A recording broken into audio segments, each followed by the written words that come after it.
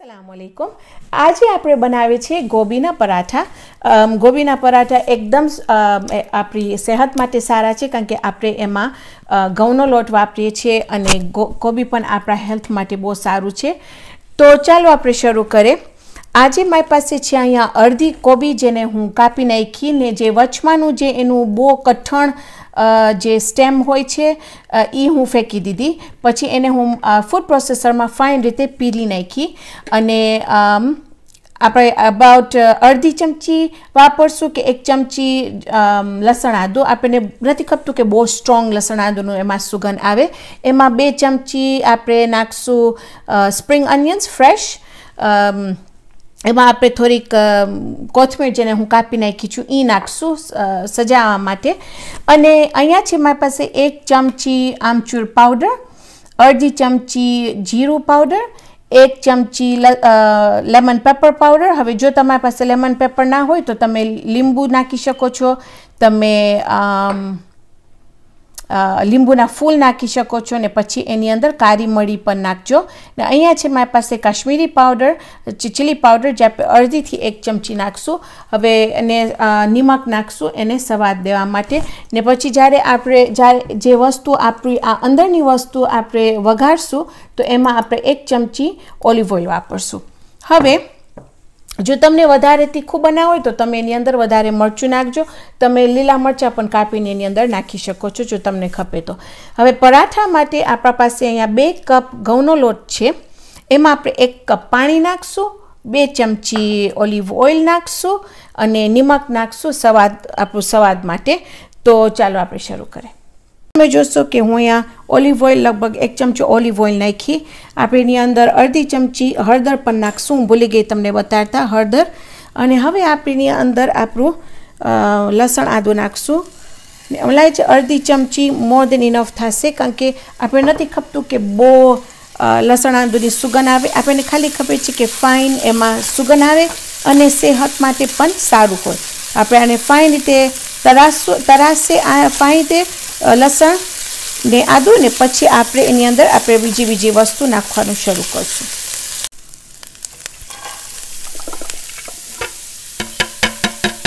કોબી ઓર કોલીફ્લાવર,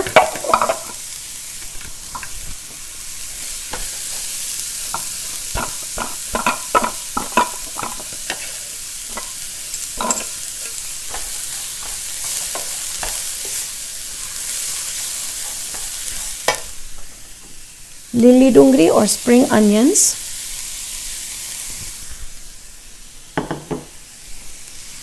હળદર or turmeric, cumin or જીરું, આમચૂર powder or mango powder,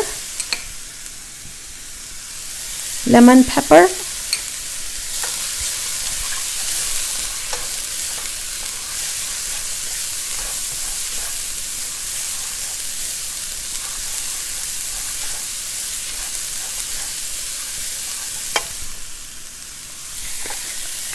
salt or nimak,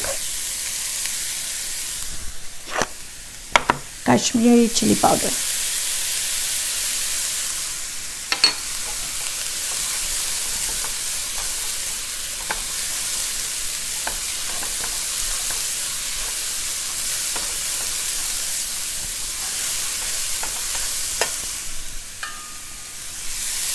Chopped coriander or kothmir,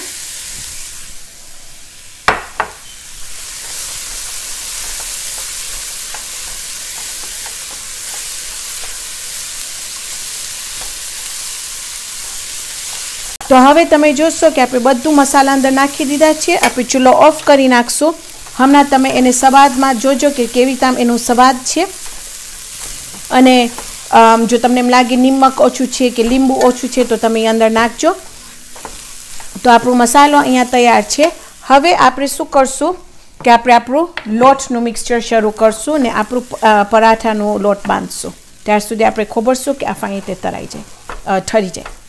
તમે જોશો કે હું મારું નિમક નાખી દીધી છું અને 1 કપ લોટ પછાડે 1 ચમચો તેલ। દર વખતે એમ યાદ રાખજો। તો અહીંયા 2 કપ લોટ છે તો 2 ચમચા તેલ અને નિમક નાખી દીધી ને હવે આપણે ખાલી જરાક ફાઇન રીતે એને રીતે મિક્સ કરીને પછી આપણે પાણી નાખવા માંડશું ને આપણે લોટ બાંધશું.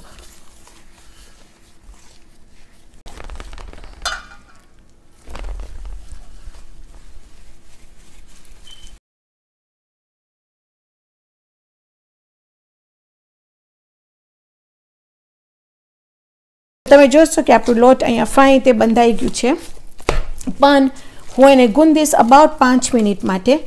ને જરૂર નથી, પણ જેટલું વધારે તમે આ લોટને ગુંદશો એટલું જ ફાઇન આ લોટ એટલું સોફ્ટ, પોચું ને સિલ્કી થઈ જશે. પછી આપણે એને 20 મિનિટ માટે રાખી દઈશું અને પછી 20 મિનિટ પછી આપણે આવીને હું તમને બતાવીશ કે આપણે કેવી રીતે આમ ભરશું આપણું ગોબીનું મિક્સચર આની અંદર. અને એના તમે જોશો કે હવે આપણે શરૂ કરશું આપણું ગોબીના પરાઠા ને ભરવા માટે. અને હું અહીંયા શરૂ કરી નાખી છું, પણ હું તમને બતાવીશ કે હું કેવી રીતે આમ કરું છું. પહેલાં તમે હાથેથી એને સાવ ફ્લેટ કરી શકો છો, કાં તો તમે વેલણ સાથે એને ફ્લેટ કરી શકો છો. પછી આ રીતે આમ હાથમાં એને પકડી ને એની અંદર લગભગ 2 ચમચા જેટલું જે આપણું ફિલિંગ હતું એ આપણે એની અંદર નાખશું. ઓકે, પછી તમે આવી રીતે એને ઝિગઝેગ કરીને શરૂ કરજો, બંધ કરવાનું.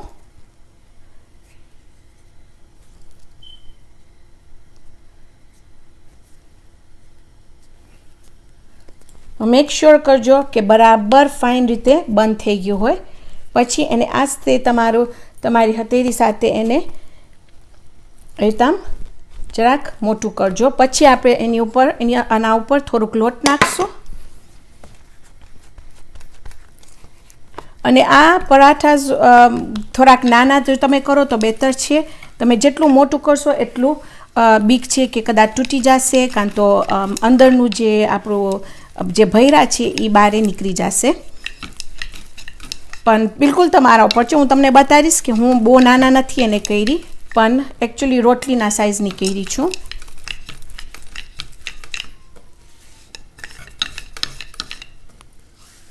આપણું ચૂલો ફાઇન રીતે ગરમ થાય છે અહીંયા.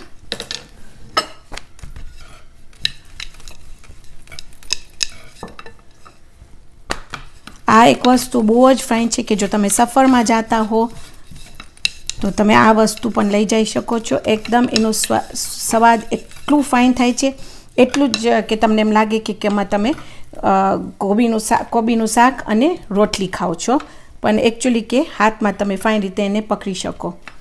ઓકે, તો હવે આપણું ફાઇન ગરમ થઈ ગયું છે. એમાં આપણે થોડુંક ઓલિવ ઓઇલ નાખશું કે જૈતૂનનું તેલ નાખશું. પછી આપણે એને ફાઇન રીતે નાખી દઈશું આવી રીતે. પછી હું એની ઉપર થોડુંક ઓલિવ ઓઇલ પણ છાંટીશ. લાઈટ મારો ઓલિવ ઓઇલ ખલાસ થાય છે. ઓકે, પછી આમ પાથરી નાખજો એના ઉપર. જ્યારે આપણે એને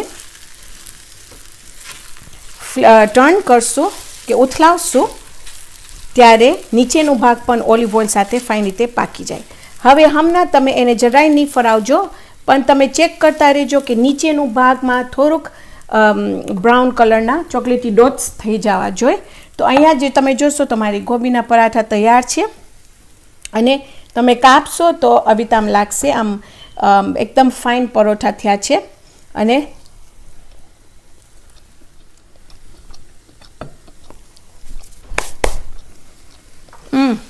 ખાવામાં એનો સ્વાદ એક આ વસ્તુ તમે ટિફિનમાં નાખી શકો છો બચ્ચાઓના લંચ માટે. સખત હેલ્ધી છે ખાવા માટે અને આપણે ઘરે બનાવ્યા છે તો આપણને ખબર છે કે આપણે કેટલું નિમક નાખ્યા છે ને કેટલું આપણે કઈ જાતનું તેલ વાપર્યા છે. તો આપણા બચ્ચા માટે બહુ સારું છે. એક વખત એક ભાગ થઈ જાય પછી તમે ઉથલાવી અને બીજી ભાગ ફાઇન રીતે એને શેકી નાખજો. અને આ તમે રોટલી કોઈ પણ જાતના અથાણા સાથે પણ ખાઈ શકો છો. એકદમ સ્વાદિષ્ટ થાય છે આ.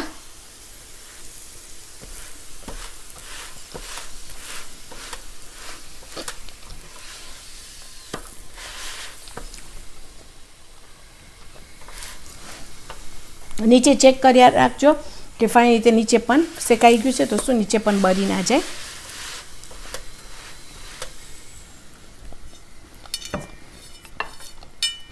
લગભગ તમે એમ સમજો કે 1 ચમચા જેટલું ફિલિંગ હું બચાવી છું, કારણ કે બચાવને સેન્ડવિચમાં નાખું છે. પણ 8 ફાઇન પરોઠા નીકળ્યા આમાંથી 2 કપમાંથી.